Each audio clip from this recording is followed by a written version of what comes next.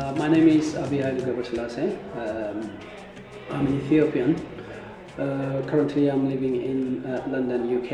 I've been living there for the last 20 years. I have always been painting, doing graphics and all kind of things that to do with art. These are my works, which I have been working on since mid-90s, roughly up to early part of the 2000s. This is my first show in the US. I have had a number of private group shows and one-man shows in London. However, this is my first one in the US, and also first time working with Sankofa. The reason I chose Sankofa is I think currently they serve a very large population of this community around here in DC. Therefore, I thought this is a very good starting point. What we decided to do with this project is break the show into 3 different phases. This one is the first phase we called Ethiopia Replanted, and most of the works here are about my experiences, imaginations, musings, wishful thinking, on all personal and societal and group and all kind of things, which I try to represent. And the plan was to, these are as studies, and then try to develop them into bigger works and transfer them onto more permanent mediums such as canvas and oil works.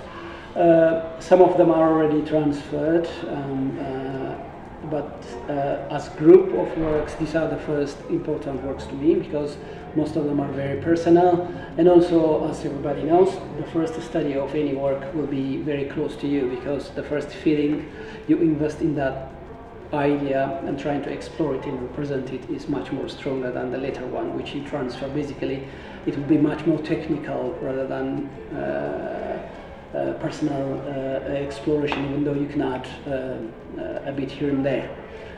Therefore, the second and third part of this show hopefully will be started at Sankofa as well. I'm trying to include other works which may be not as Afrocentric and Ethiocentric as these ones. We'll try to explore wider subjects and also much more diverse issues, mediums as well. So hopefully people who are interested in some of my works will come back and revisit them. Therefore, these are my first, what they call debut works, being shown in partnership with Sankofa here in DC.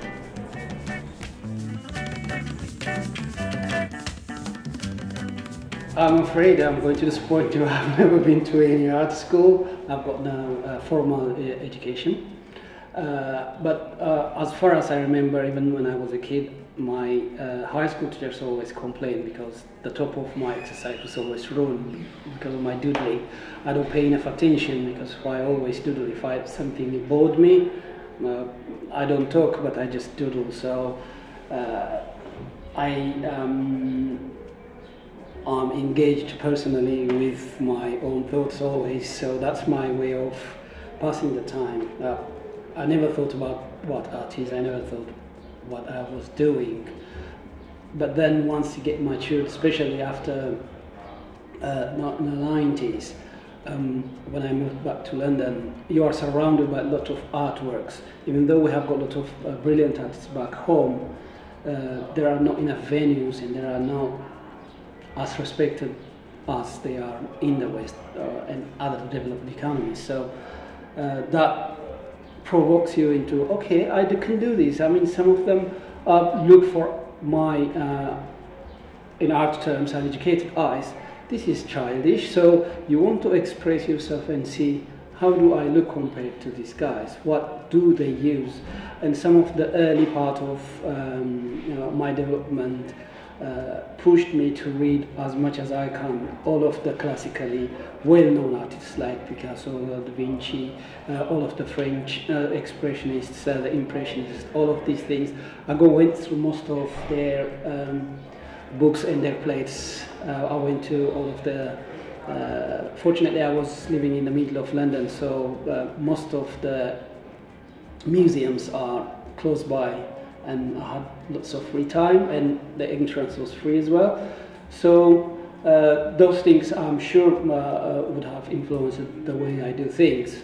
For example, the colors I use, some of the colors are more bold, straight from the tube, some of them not mixed. So these things are probably influenced what some of the African artists I observe there. Unconsciously, I'm sure they are sitting there, and whenever I try to express myself, they will come out also. There are lots of beautiful Ethiopian traditional artists, and those things in church, in posters, in different places. Also, you recall most of the things that you saw when you were a child back home. So you are in the development process, you exploit those experiences and observations. So that's how I come to end up trying to organize myself and do it properly, as they say, and do it professionally.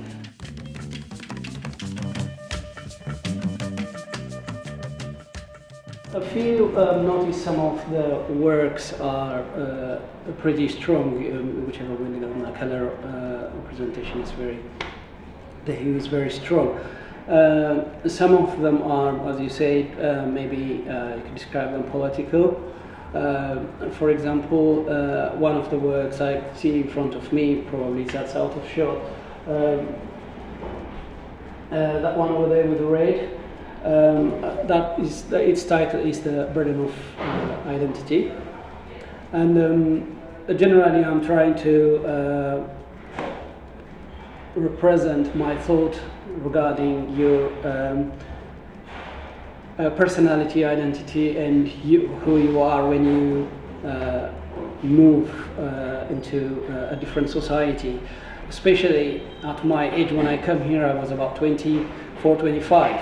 And it is really, by that time, under normal circumstances, you should be settled into your profession, and you should be really starting to form your future and start to work very hard. But once you leave what you have been doing and come back to a different society, it's totally a new world, and you need to find a new career, or try to find a way to get into what you left behind. You have to decode the way the society here works, the cultures. You have to obviously sustain yourself and your family, friends back home in here. So all these things pressurize you, and also society always works in a very unstructured way. That means you face racism, you face some kind of barriers to your movements and thoughts. So that artwork kind of represents that time for me.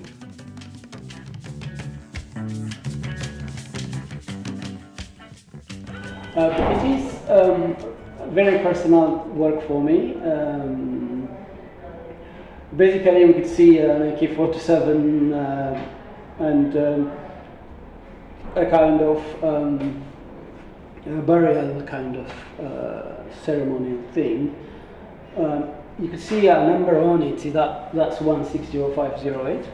That's my father's army number, and that helmet on it has got black and yellow sign. That's his divisional marker, because I remember it. When I was a little, I used to go there and spend lots of time.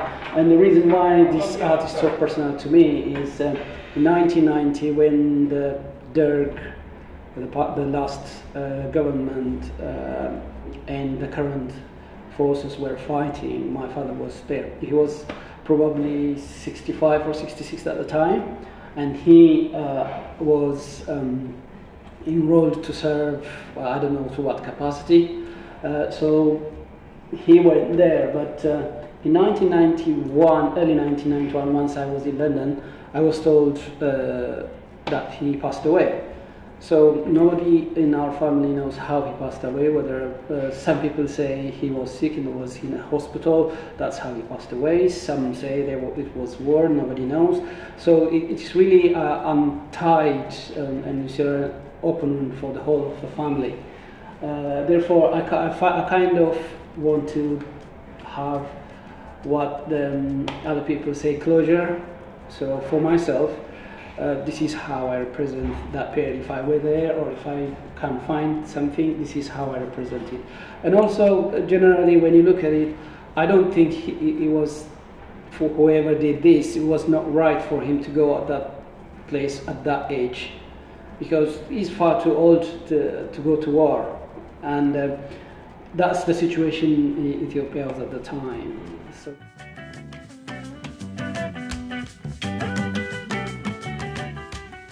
We need to have some positive things out of all the terrible things that happen to our people along the way. Despite Ethiopia is very historically rich, culturally diverse, and naturally not as bad as other African countries, but developmentally we're not lucky. The leaderships we have at different stages what make always very questionable decisions and major issues. So this one represents again the mid 70s and early 80s. Lots of young people lost their lives because of their political opinions, and those young people who died, some of them are family members, some of them are family friends, so I know them personally, and some of them were killed and thrown on the streets, and very terrible situation like is happening even now in some part of Africa.